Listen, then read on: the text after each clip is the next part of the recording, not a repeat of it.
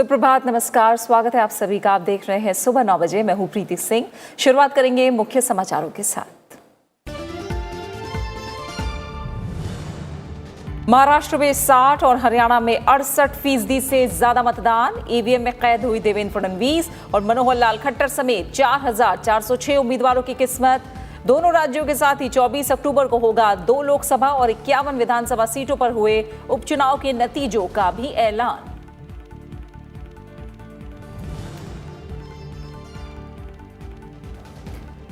D यानी democracy, demography और दिमाग है भारत की विशेष ताकत।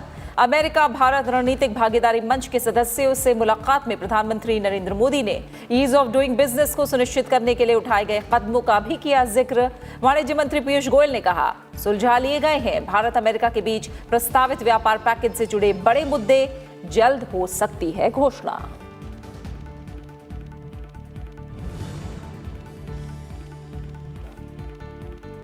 सशस्त्र बलों के लिए 3300 करोड़ रुपए से ज्यादा के स्वदेश विकसित सैन्य उपकरणों की खरीद को मंजूरी। रक्षा मंत्री राजनाथ सिंह की अध्यक्षता में रक्षा खरीद परिषद की बैठक में फैसला। तीसरी पीढ़ी की एंटी टैंक गाइडेड मिसाइल के अलावा T-72 और T-90 टैंकों के लिए ऑक्सिलरी पावर यूनिट की खरीद भी शामिल।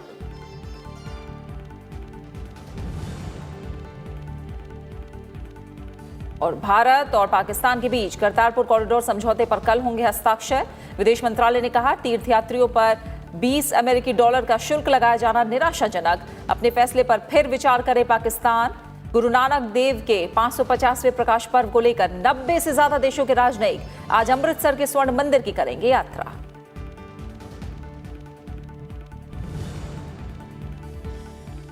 और दक्षिण अफ्रीका के खिलाफ टेस्ट सीरीज में पहली बार क्लीन स्वीप की दहलीज पर भारत। रांची टेस्ट के चौथे दिन जीत के लिए सिर्फ 2 विकेट की दरकार। तीसरे दिन फॉलो ऑन खेलते हुए 132 रन पर गिरे मेहमान टीम के 8 विकेट। शमी और उमेश यादव की घातक गेंदबाजी के सामने बेबस नजर आए दक्षिण अफ्रीकी बल्लेबाज।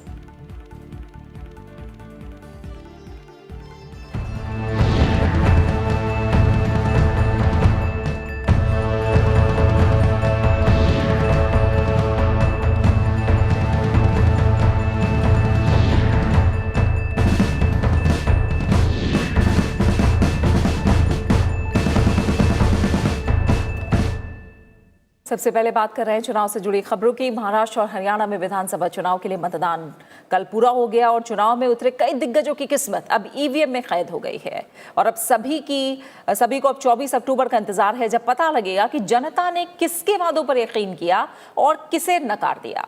इसके साथ ही 16 राज्यों और 1 केंद्र शासित प्रदेश की 51 सीटों पर उपचुनाव के लिए भी कल मतदान हुआ। महाराष्ट्र की सतारा और बिहार की समस्तीपुर लोकसभा सीट पर भी कल वोट डाले गए। इन सभी सीटों पर हुए उपचुनाव के वोटों की गिनती भी महाराष्ट्र और हरियाणा विधानसभा चुनाव के साथ ही 24 अक्टूबर को होगी। और अब इंतजार है मतगणना वाले दिन का, यानी गुरुवार का।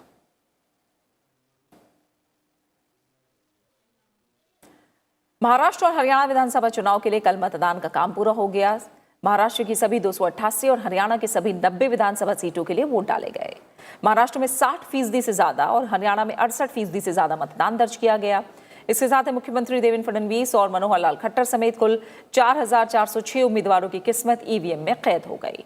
महाराष्ट्र में 2014 विधानसभा चुनाव में 63.08% मतदान हुआ था, जबकि हरियाणा में 2014 में 76.13% वोटिंग हुई थी। निष्पक्ष और पारदर्शी चुनाव कराने के लिए चुनाव आयोग ने चाक चौबंद व्यवस्था की थी। साथ ही चुनाव आयोग ने पहली बार कुछ क्षेत्रों में बूथ ऐप का भी इस्तेमाल किया। अब सभी को 24 अक्टूबर का इंतजार है, जब दोनों राज्यों के चुनाव नतीजों का ऐलान होगा। Polls were held in 96,661 polling stations, and these polling stations were located in 49,284 polling station buildings. Altogether 139 general observers, 112 expenditure observers, 41 police observers, 6,532 micro observers were deployed for this particular elections. Would like to first share with you the new initiatives taken by the Commission this time throughout the country. First and foremost is that a new model to facilitate both the voter who are coming to the polling station and also to help the polling staff to quickly handle the voters who are coming there in efficient way, and also to inform the voter turnout as well as the queue to the voters on real-time basis. In 3 assembly constituency, a pilot was done by the name Booth App. This was done in Samastipur AC in Bihar, Kasba Pet in Maharashtra Pune district, and Fagwada of Kapurthala in Punjab. In these 3 AC it was done. Maharashtra और हरियाणा के साथ साथ 2 लोकसभा सीटें और विभिन्न राज्यों की 51 विधानसभा सीटों पर उपचुनाव के लिए भी कल वोट डाले गए। जिन 2 लोकसभा सीटों पर उपचुनाव के लिए कल वोटिंग हुई उनमें महाराष्ट्र की सतारा और बिहार की समस्तीपुर लोकसभा सीट शामिल है। सतारा सीट पर कुल 7 उम्मीदवार चुनाव मैदान में उतरे। इनमें बीजेपी की तरफ से चुनावी रण में रहे शिवाजी महाराज के वंशज उदयनराजे भोसले। बीजेपी उम्मीदवार के मुकाबले कांग्रेस ने श्रीनिवास दादा साहेब पाटिल को उम्मीदवार बनाया। वहीं बिहार की समस्तीपुर लोकसभा सीट पर कुल 8 प्रत्याशी चुनावी समर में उतरे। इनमें कांग्रेस के डॉक्टर अशोक कुमार का मुकाबला लोक जनशक्ति पार्टी के प्रिंस कुमार से हुआ। इसके अलावा 16 राज्य और 1 केंद्र शासित प्रदेश की जिन 51 विधानसभा सीटों पर भी उपचुनाव हुआ उनमें उत्तर प्रदेश की 11, गुजरात की 6, केरल और बिहार की 5-5, पंजाब और असम की 4-4, सिक्किम की 3, तमिलनाडु, राजस्थान और हिमाचल प्रदेश की 2-2 सीटें, ओडिशा, तेलंगाना, मध्य प्रदेश, छत्तीसगढ़, मेघालय, पुदुचेरी और अरुणाचल प्रदेश की 1-1 सीट शामिल है। अब 24 अक्टूबर को महाराष्ट्र और हरियाणा के साथ ही 2 लोकसभा सीटों और 51 विधानसभा सीटों पर हुए उपचुनाव के नतीजों का भी ऐलान होगा।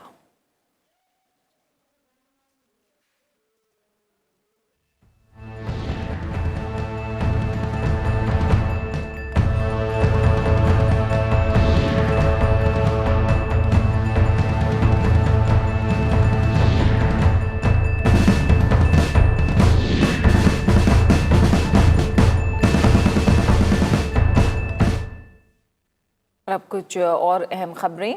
संसद का आगामी शीतकालीन सत्र 18 नवंबर से 13 दिसंबर तक होगा। संसदीय कार्य मंत्रालय ने इस बारे में सूचना लोकसभा और राज्यसभा सचिवालय को भेज दी है। संसदीय कार्य मंत्रालय के सूत्रों के मुताबिक राष्ट्रपति की औपचारिक मंजूरी के बाद इन तारीखों को संसदीय बुलेटिन के तौर पर जारी किया जाएगा। बीते दिनों हुई सीसीपीए की बैठक में इन तारीखों को मंजूरी मिली थी, जिसके बाद इसे सरकार की मंजूरी के लिए भेजा गया था।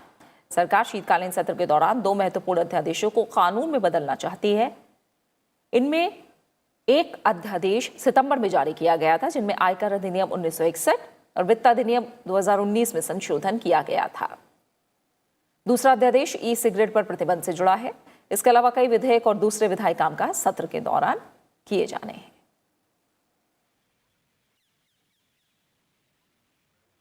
संसद की वित्त संबंधी स्थायी समिति ने 2019-20 के दौरान जांच पड़ताल के लिए 15 अहम विषयों का चयन किया है। इनमें भारत की अर्थव्यवस्था की स्थिति से लेकर $10 ट्रिलियन की इकोनॉमी बनाने के दीर्घकालिक लक्ष्य तक शामिल हैं।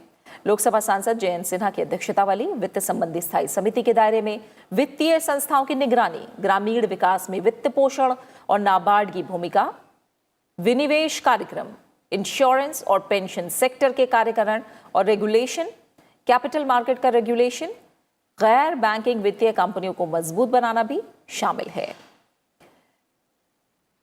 विश्व स्तरीय कॉर्पोरेट गवर्नेंस के लिए रेगुलेटर्स, ऑडिटर्स, रेटिंग एजेंसी और अन्य हितधारकों की भूमिका पर भी समिति पड़ताल करेगी।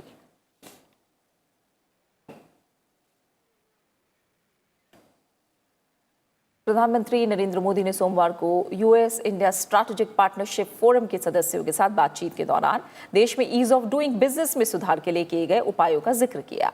उन्होंने कहा कि भारत की अद्वितीय ताकत का राज 3D यानी डेमोक्रेसी, डेमोग्राफी और दिमाग है।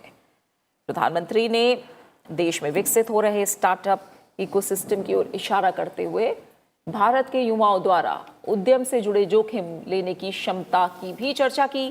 प्रधानमंत्री कार्यालय द्वारा जारी बयान में कहा गया है कि उन्होंने इनोवेशन की संभावनाओं को बढ़ावा देने और तकनीक के जरिए समस्याओं के समाधान के लिए अटल टिंकरिंग लैब और हैकाथॉन सहित सरकार द्वारा किए जा रहे उपायों की भी चर्चा की।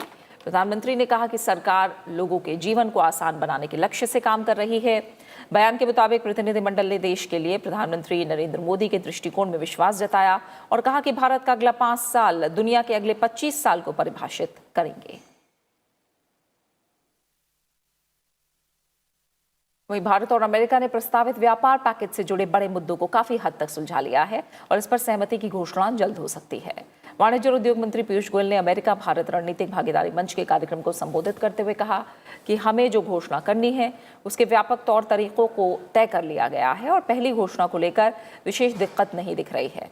उन्होंने कहा कि आने वाले दिनों में दोनों देशों के बीच संबंध और व्यापक हो सकते हैं। इसमें एक ऐसे द्विपक्षीय समझौते की घोषणा भी संभव है जो इस पैकेज से भी आगे की हो सकती है, जिस पर हम बात कर रहे हैं। उन्होंने कहा कि शायद अब तक दोनों पक्ष इस मामले में कोई घोषणा कर चुके होते, लेकिन अन्य व्यस्तताओं मसलन अमेरिका की जापान और चीन के साथ बातचीत की वजह से इसमें देरी हुई है। We'll hopefully come out with our first set of agreements soon. But we both believe that India and the US should look at a much larger engagement in the days ahead, possibly even leading to an announcement for a bilateral agreement which will go beyond the mere tinkering that we are doing at present. Earlier when we met in the US with the Japanese negotiations and thereafter with the Chinese discussions, and therefore probably our own finalization of the trade package got a little delayed, but we have almost resolved the broad contours of what we are going to announce. I don't see any great difficulty in closing the gap on the first announcement. रक्षा मंत्रालय ने सोमवार को सशस्त्र बलों के लिए 3300 करोड़ रुपए से अधिक के सैन्य उपकरणों की खरीद को मंजूरी दी है, जिनमें स्वदेशी डिजाइन और विकसित टैंक रोधी निर्देशित मिसाइलें भी शामिल हैं। मंत्रालय ने कहा कि ये निर्णय रक्षा मंत्री राजनाथ सिंह की अध्यक्षता में रक्षा खरीद परिषद की बैठक में लिया गया। पहली 2 परियोजनाओं में तीसरी पीढ़ी की एंटी टैंक गाइडेड मिसाइल और T-72 और T-90 युद्धक टैंकों के लिए ऑक्सिलरी पावर यूनिट की खरीद भी शामिल है। इन दोनों परियोजनाओं को मेक 2 श्रेणी के तहत क्रियान्वित किया जाएगा और ये निजी क्षेत्र में स्वदेशी अनुसंधान और विकास को बढ़ावा देगा। रक्षा मंत्रालय ने बयान में कहा कि इससे मंत्रालय ने पहली बार भारतीय निजी उद्योग को कॉम्प्लेक्स सैन्य उपकरणों को डिजाइन, विकसित और निर्मित करने की पेशकश की है। तीसरी स्वदेशी परियोजना पर्वतीय और अधिक ऊंचाई वाले इलाकों के लिए अलग इलेक्ट्रॉनिक वॉरफेयर प्रणालियों की खरीद से संबंधित है। प्रणाली को DRDO द्वारा डिजाइन और विकसित किया जाएगा और इसका निर्माण भारतीय उद्योग के डिजाइन सह उत्पादन साझेदार द्वारा किया जाएगा।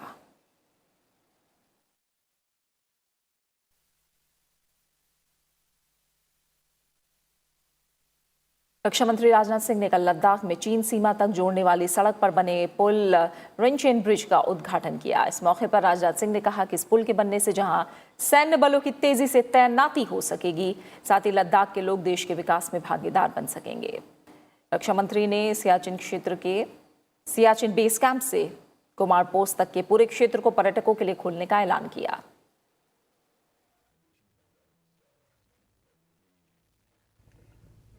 और मैं यह मानता हूं कि हमारे सेना के जवानों का भी यह क्विक डिप्लॉयमेंट पहले के कंपैरिजन में होगा और डीएस और डीबीओ रोड सामरिक दृष्टि से महत्वपूर्ण सड़कों में से हमारी देश की महत्वपूर्ण सड़कों में से एक मानी जाती है। और मैं यह मानता हूं कि यह ब्रिज केवल 2 जगहों को जोड़ता नहीं, बल्कि यह ब्रिज पूरे लेह लद्दाख और अब तक अलग थलग पड़े जम्मू कश्मीर को भी, वहां की जनता को देश की मुख्य धारा से भी यह जोड़ने का काम करता है।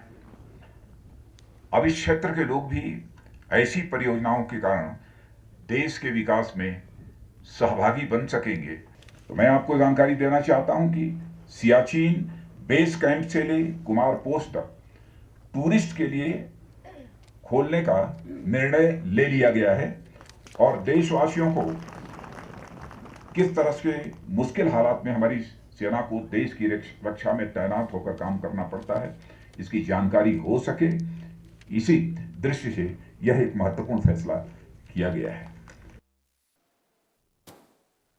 रक्षा मंत्री ने सियाचिन और लद्दाख क्षेत्र को सुरक्षा के लिहाज से अहम करार दिया। भारत चीन संबंधों पर रक्षा मंत्री राजनाथ सिंह ने कहा कि भारत चीन के साथ सौहार्दपूर्ण संबंध चाहता है। सीमा को लेकर विवाद को दोनों ओर से बड़ी गंभीरता और जिम्मेदारी के साथ संभाला जा रहा है। रक्षा मंत्री राजनाथ सिंह ने जम्मू कश्मीर को भारत का भिन्न अंग बताते हुए कहा कि पाकिस्तान के किसी भी दुस्साहस का सेना करारा जवाब दे रही है।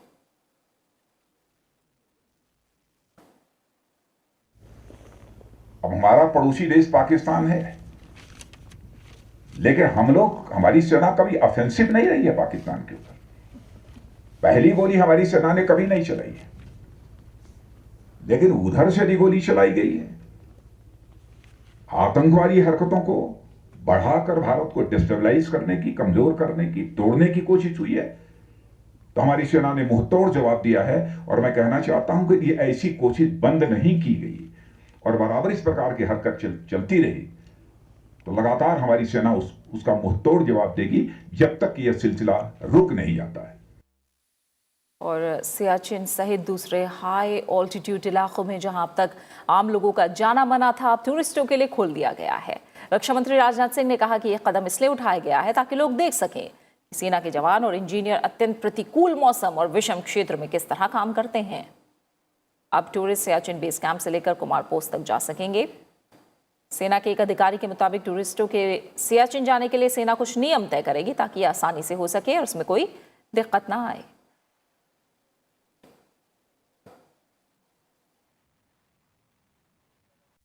भारत से पाकिस्तान जाने वाली डाक सेवा फिलहाल बंद कर दी गई है।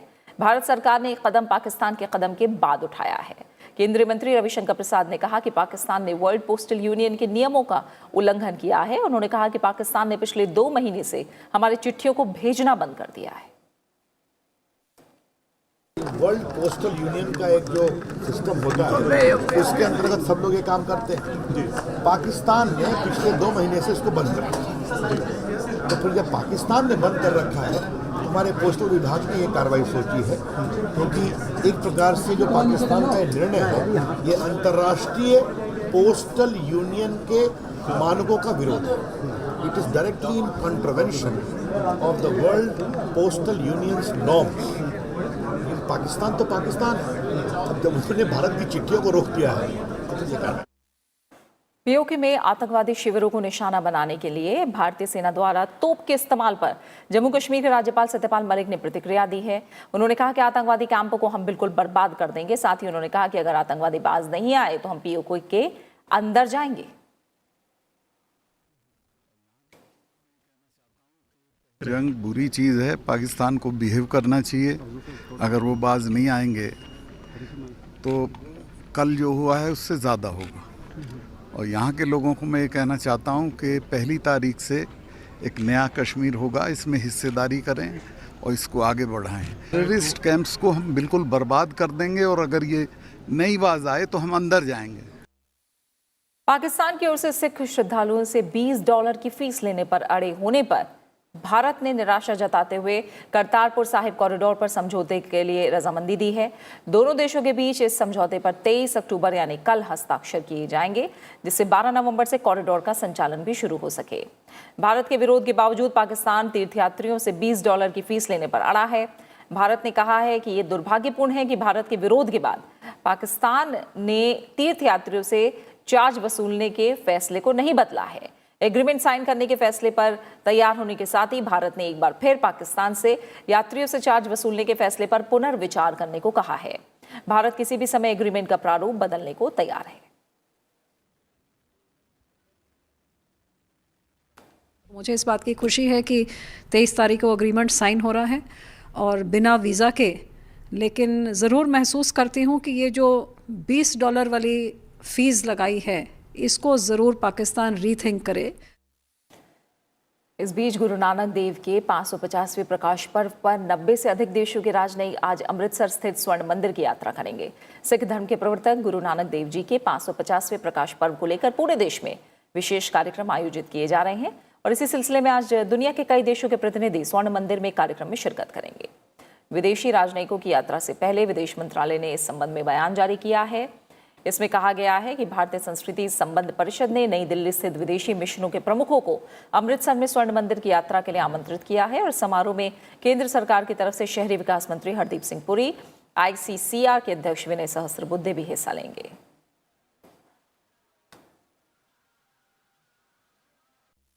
असम में 2 बच्चों से ज्यादा वाले परिवार के शख्स को अब सरकारी नौकरी नहीं मिलेगी। असम सरकार ने सोमवार को हुई कैबिनेट की बैठक में महत्वपूर्ण फैसला लिया। ये नियम 1 जनवरी 2021 के बाद राज्य में लागू होगा।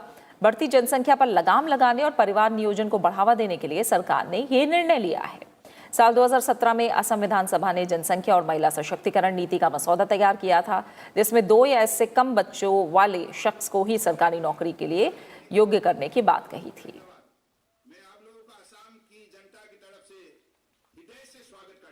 उपराष्ट्रपति वेंकैया नायडू ने सोमवार को दिल्ली तमिल एसोसिएशन के छात्रों के साथ मुलाकात की। उपराष्ट्रपति ने छात्रों को खेल, देश के मुद्दों, भारतीय इतिहास जैसे मुद्दों पर ध्यान देने की सलाह दी। उन्होंने कहा कि छात्रों को किताबी ज्ञान के साथ इन सब पर भी ध्यान देना चाहिए। उपराष्ट्रपति ने कहा कि शिक्षा एक मूलभूत आवश्यकता है और इसे किफायती बनाया जाना चाहिए। आज का भारत युवा और आकांक्षी है और हमें प्रतिभा को पनपने के लिए माहौल बनाना होगा। उपराष्ट्रपति ने कहा कि हमें 21वीं सदी की चुनौतियों का प्रभावी ढंग से सामना करने के लिए छात्रों को तैयार करना होगा। इसके लिए शिक्षा प्रणाली में बदलाव करना होगा। Our ancient Gurukul education system, with its Guru Shishya Parampara tradition, used to provide value-based and holistic education which empowered individuals. India should once again become a Viswa Guru and the hub of innovation and knowledge. For that to happen, we have to drastically revamp the education system to make our institutions of higher learning and universities in the center of excellence with international standards. We need to completely overhaul the education system to prepare students to effectively face the challenges of 21st century. Philippines की यात्रा के बाद राष्ट्रपति Ramnath Kovind Japan की यात्रा पर हैं और जापान की राजधानी टोक्यो पहुंचने पर उनका शानदार स्वागत किया गया। राष्ट्रपति रामनाथ कोविंद आज जापान के सम्राट नारुहितो के राज्याभिषेक समारोह में शामिल होने वाले हैं। जापान में 19 वर्ष के अंतराल के बाद भारतीय राष्ट्रपति का जापान दौरा हो रहा है। इससे पहले 1990 में तत्कालीन राष्ट्रपति आर वेंकटरमन ने सम्राट एमिरेट्स अकीहितो के राज्याभिषेक समारोह में हिस्सा लिया था। और इससे पहले राष्ट्रपति टोक्यो में एक बौद्ध मंदिर भी गए। वहां बोधि वृक्ष से तैयार किया गया एक पौधा लगाया। राष्ट्रपति इस पौधे को अपने साथ भारत से लेकर आए थे। राष्ट्रपति ने अंग्रेजी और जापानी भाषा में किए गए ट्वीट में कहा, टोक्यो के सुकिजी होंगवाजी बौद्ध मंदिर का जाकर प्रसन्न हूं। ये पौधा अब अपने नए पावन माहौल में पनपेगा और भारत जापान सभ्यता संबंधों और हमारी साझा विरासत का प्रतीक होगा।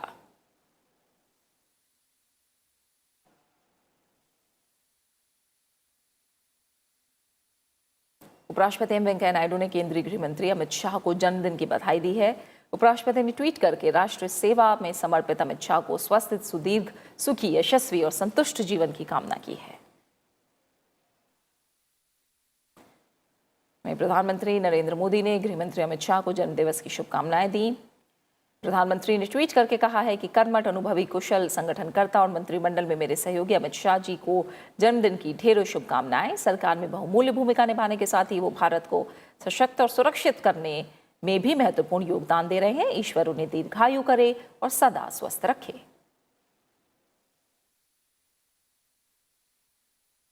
प्रधानमंत्री नरेंद्र मोदी 24 अक्टूबर को अपने संसदीय क्षेत्र वाराणसी के कार्यकर्ताओं के साथ संवाद करेंगे।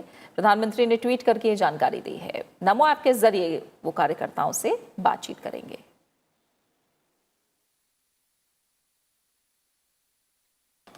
खास शख्सियत की बात करते हैं। शहीद क्रांतिकारी अशफाक उल्लाह खान की आज जयंती है। उपराष्ट्रपति वेंकैया नायडू ने अशफाक उल्लाह खान की जयंती पर श्रद्धांजलि अर्पित की है।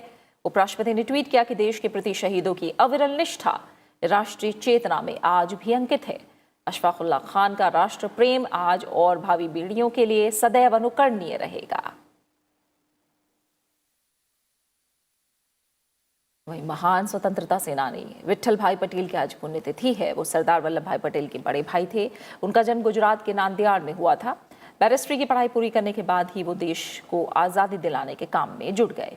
अंग्रेजी शासन के दौरान वो केंद्रीय असेंबली के सदस्य और बाद में केंद्रीय असेंबली के पहले गैर सरकारी अध्यक्ष निर्वाचित हुए, लेकिन विरोध स्वरूप इस्तीफा दे दिया। उन्हें नजरबंद कर दिया गया। स्वास्थ्य बिगड़ने के बाद वो इलाज के लिए यूरोप चले गए। वियना में 22 अक्टूबर 1933 को उनका निधन हुआ था।